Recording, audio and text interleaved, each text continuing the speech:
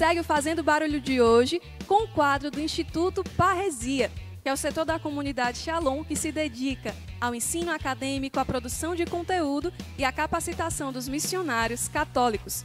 Quem vai falar para a gente hoje é a Josefa Alves, que é membro da comunidade Shalom e coordenadora científica do Instituto Parresia. Ela é mestra em teologia pela Pontifícia Universidade Católica do Rio de Janeiro e bacharel em teologia pela Faculdade de Teologia de Lugano, na Suíça. Ela vai falar para a gente sobre a visão de Nossa Senhora no Evangelho de São Lucas.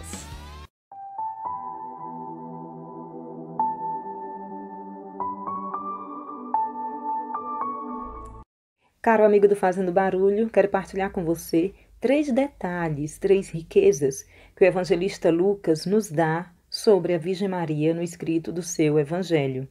O primeiro está em Lucas 1:26, um texto que conhecemos muito bem, da anunciação do anjo à Virgem Maria. E quando o anjo Gabriel entra, ele a saúda com um termo que não existe equivalente nem no Antigo Testamento, no hebraico, nem em todo o Novo Testamento, em grego. Carege caritomene, o que significa salve, plena de graça, alegra-te, na verdade, care, alegra-te. E uma alegria plena porque ela é a cheia de graça, ela é a escolhida. Em nenhum outro lugar na Sagrada Escritura existe este termo. Todos os outros escolhidos de Deus, profetas, são homens que têm o favor de Deus. A tradução correta para o que o anjo Gabriel diz a Maria é exatamente plena de graça. Isso mostra o único que Deus vê e fez em Maria em toda a história da salvação, que colabora com ela para a salvação da humanidade. Alegra-te, plena de graça. E a alegria é uma característica no Evangelho de São Lucas, que quando vai narrando os sinais de Jesus, os feitos de Deus, testemunha sempre que os que estavam ali e experimentavam da graça se alegravam. E no Evangelho da Infância, no início do Evangelho segundo Lucas, nós vemos que a alegria e a fonte da alegria é exatamente a encarnação do Verbo. Os anjos se alegram, os pastores se alegram, a alegria é plena, porque Ele é a fonte da alegria. Um outro detalhe muito rico, que Lucas também nos ensina, nos presenteia sobre a Virgem Maria, nós vamos perceber sobre uma postura de Maria. E aqui está algo que nós precisamos aprender tanto com ela. Vou dizer quais são as passagens onde se encontra, você leia depois na sua Bíblia para você aprofundar e conhecer um pouco mais. Em Lucas 1:29, ainda no diálogo com o anjo, quando o anjo a saúda, Maria, ela pôs-se a pensar no significado daquela saudação. Ela pôs-se a pensar. 1:29. Em 2:19, com a visita dos pastores depois do nascimento, a visita dos pastores lá na gruta, que contam que os anjos lhes anunciaram, e aí Maria conservava todas essas coisas, todos esses fatos em seu coração. Também em 2:51, depois que encontra Jesus no templo, no finalzinho dessa narrativa, Lucas também escreve que Maria conservava todos aqueles fatos em seu coração. Nessas 3 passagens, ele nos ensina algo sobre Maria, o movimento interior da Virgem Maria. Quando Lucas está dizendo que Maria, ela guardava ou conservava as coisas no seu coração, não significa que ela, por não entender o grande mistério que estava diante dela, ela simplesmente se calava, parou de pensar. Ao contrário, o significado do conservar as coisas no coração é que ela se alimentava de uma reflexão e de um diálogo com Deus no seu interior. Maria, ela vivia uma vida interior rica, voltada para Deus.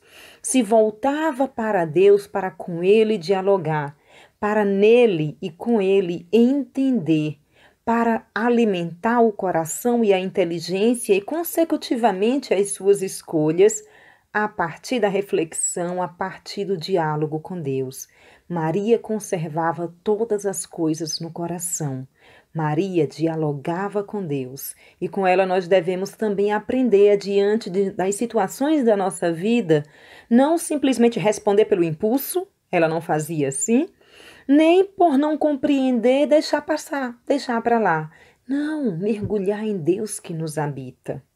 Um outro ponto interessante, também muito rico, que ele nos ensina sobre a Virgem Maria é no texto do Magnífica. O que é aquele grande louvor que Lucas põe nos lábios de Maria? Maria, ali, depois do grande feito de Deus, a encarnação do Verbo em seu seio, ela que vai visitar Isabel, magnífica, está dentro daquele momento da viagem dela e da visita a Isabel. Maria exulta em Deus e ela faz-se porta-voz, testemunha da história do povo de Israel. A minha alma engrandece o Senhor, meu espírito exulta em Deus, meu Salvador, por algum motivo. E ela começa a dizer o quê? Por quê? Qual o motivo do seu louvor? E o motivo do louvor de Maria, nós percebemos que ela é uma mulher completamente voltada para o outro. Ela se alegra porque os feitos, as promessas de Deus se cumpriram. Porque Deus é fiel e Ele escolheu a ela, pequena, pobre, humilde, de uma cidade pequena, também insignificante para aquele povo, mas Deus age assim para que a grandeza seja dele. E Maria torna-se porta-voz do seu povo, olha para a história desde Abraão e em fidelidade à sua própria palavra, Deus agora cumpriu. Então ela resgata a esperança de um povo e nela começa, a partir dela, uma nova história. Aqui tem uma nova história da salvação que se faz, é um novo tempo. Então ela não vive fechada em si. O louvor de Maria é um louvor de uma memória de fé que resgata toda a história e lê todo o passado e toda a história segundo o olhar de Deus diante daquilo que Deus faz. É um outro ensinamento que a Virgem Maria vem nos fazer, nos colocar diante de Deus e através e a partir da ação de Deus e da palavra de Deus, lê a história. E isso nos enche de louvor, isso nos faz compreender muito mais aquilo que vivemos, aquilo que aconteceu e nos abre uma perspectiva de gratidão e de confiança diante daquilo que Deus pode nos pedir no futuro. Assim é Maria, assim ela nos ensina. Se você deseja conhecer mais sobre a Virgem Maria, conhecer mais sobre os Evangelhos, conhecer mais sobre a Sagrada Escritura, então não perca a oportunidade. Inscreva-se no curso sobre Evangelhos que o Instituto Parresia está oferecendo para você. Venha fazer uma grande experiência com a Palavra de Deus e com o Deus da Palavra. Shalom!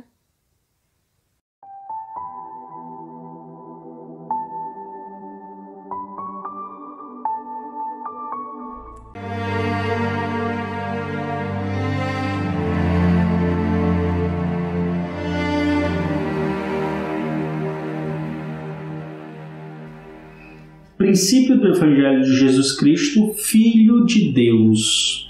Parece ser uma coisa bem banal. Jesus Cristo, Filho de Deus. Sim, parece a nós que estamos aqui 2000 anos depois, mas o evangelista, ele quis reforçar exatamente isso. Jesus Cristo não é qualquer um, ele é Filho de Deus. A criança estremecer no ventre de Isabel quando ouve a voz de Maria, para muitos estudiosos, aqui tem um primeiro Pentecostes, porque tem a ação do Espírito Santo nesse encontro entre o precursor e o Messias. Tudo, a leitura do servo sofredor de Isaías, nós vemos que se cumpriu na paixão de Jesus. Não é que isso não aconteceu e João não tenha visto, mas João quer mostrar uma outra perspectiva. O olhar de João vai além do que se vê. Ele é o Senhor. Ele aqui não estava um condenado sendo levado ao flagelo. Ele é Senhor da sua paixão. Portas do céu abertas para nós, para a nossa carne, para a nossa vida, através da morte e ressurreição de Jesus. E ressuscitando e subindo aos céus, Jesus abre as cortinas do mundo divino para nós e nós podemos subir lá onde Ele está. Nossa vida está escondida com Cristo em Deus. A ressurreição dele é a minha ressurreição.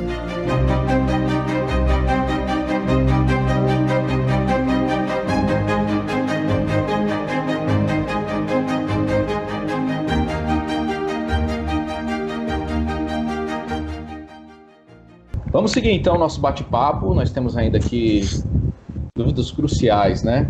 Vamos falar de duas dimensões. Primeiro, vamos falar dos evangelhos sinóticos.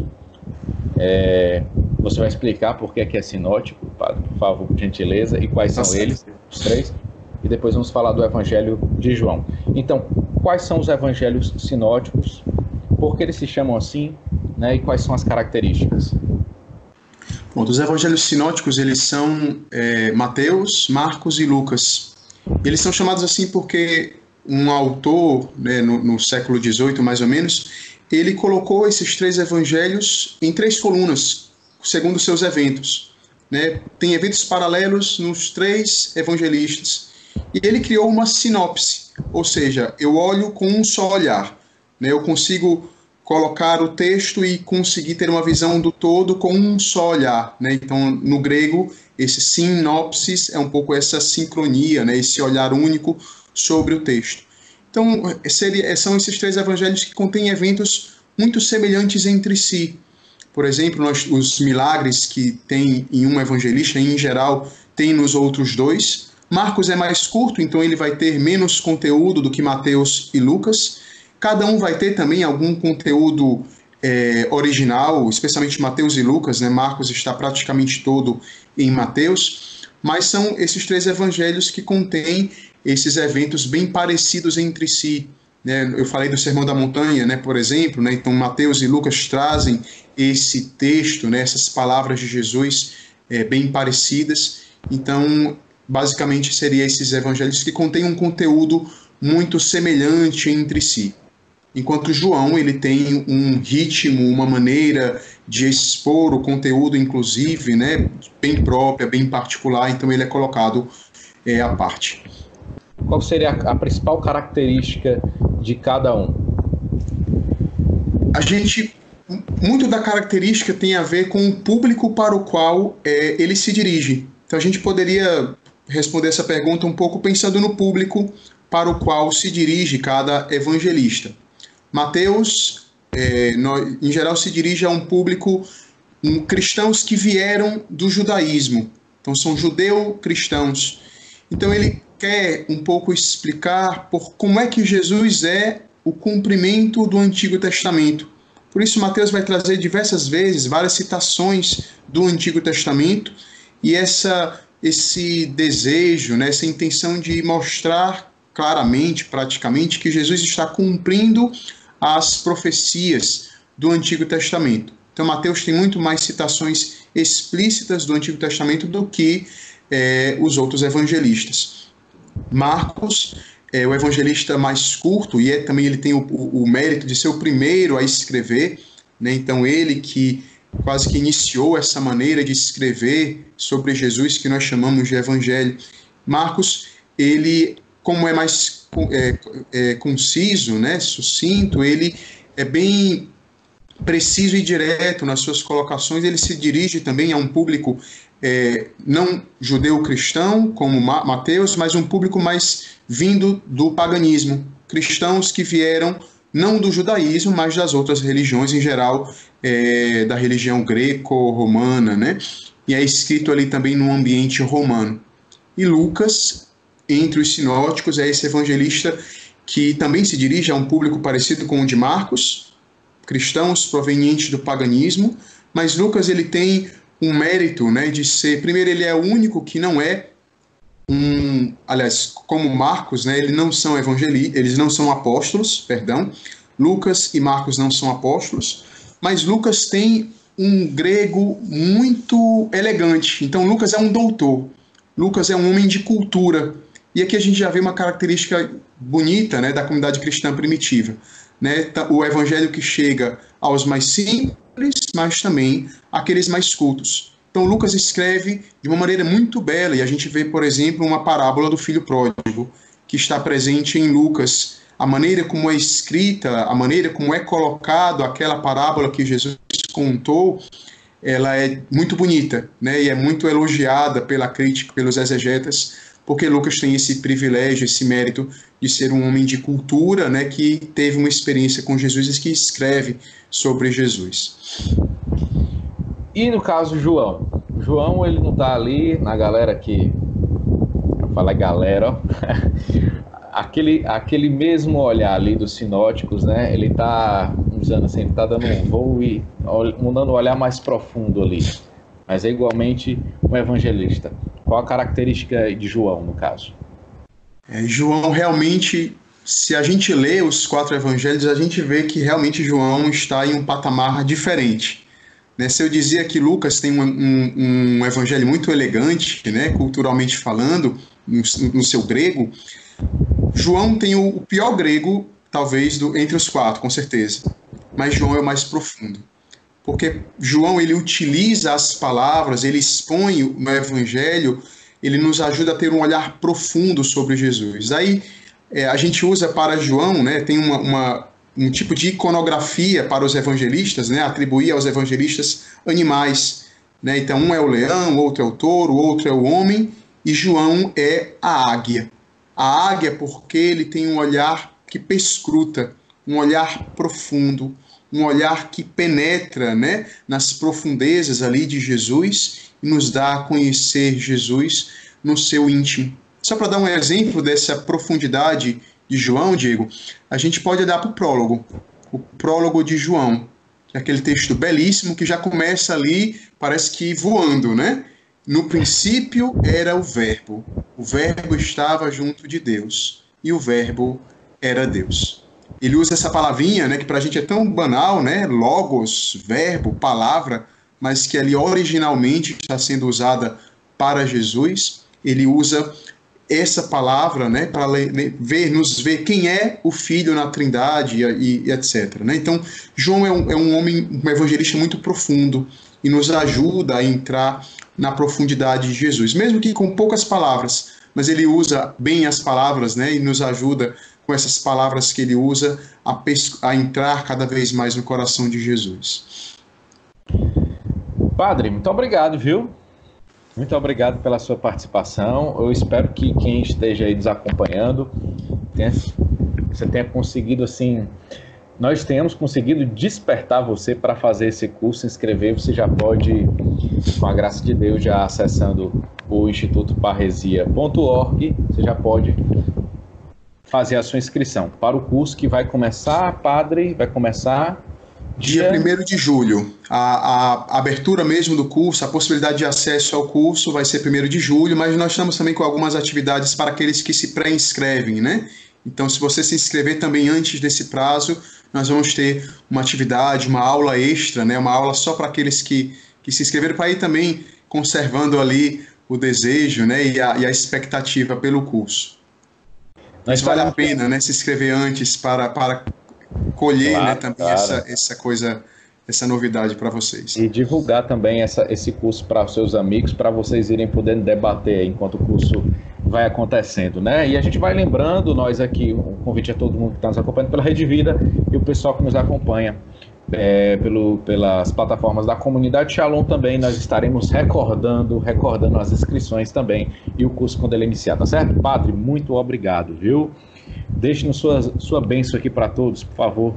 Obrigado você, Diego, obrigado Fazendo Barulho por essa oportunidade também de nós falarmos um pouco sobre esse curso e também sobretudo sobre o conteúdo do curso, porque é muito bom poder falar de Jesus, é um grande privilégio para nós missionários poder de alguma forma falar de Jesus. Então, muito obrigado por essa oportunidade e a bênção de Deus sobre todos nós, sobre os nossos espectadores, aqueles que estão nos assistindo.